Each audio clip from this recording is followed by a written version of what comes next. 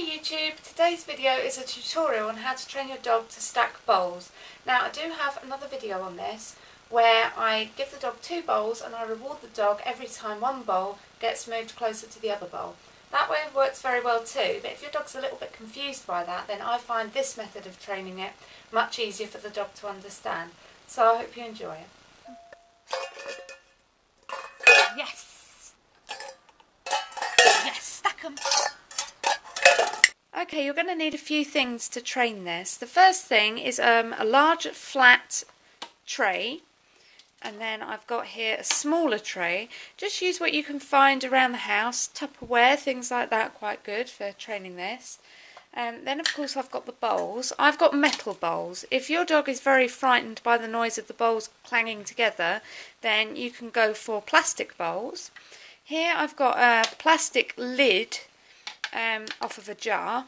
That's going to be helpful for training this, and something that my dog already knows how to mouth. So here I've got a toy.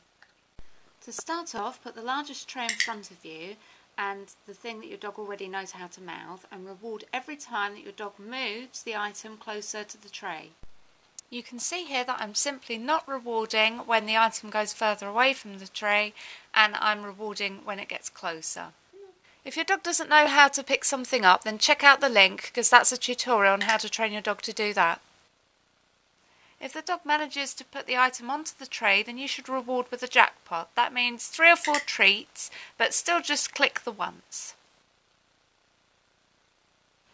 Wait until your dog is putting the item onto the tray every single time, then repeat it around 10 times and then swap for the smaller tray. You may have to go back to rewarding your dog just with putting the item nearer to the tray, but that's fine, just build your dog up again from the beginning.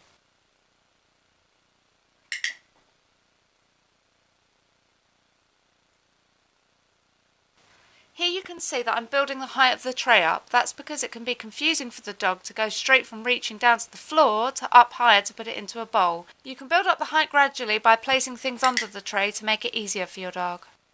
Don't worry if you feel you've moved a bit too quickly and you start getting a little bit frustrated, or your dog starts getting a bit confused or frustrated.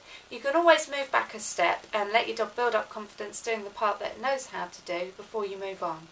Once again, I do lots of repetitions with the smaller tray, building it up gradually until it's the same height as the bowl, and then I swap out for the bowl.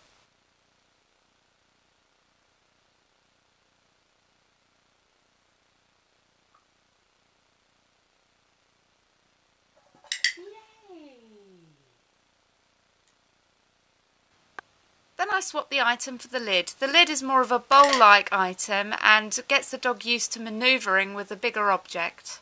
I do it exactly the same way as with the item, rewarding the dog for getting closer to the tray and then swapping out for the smaller tray, and finally for the bowl.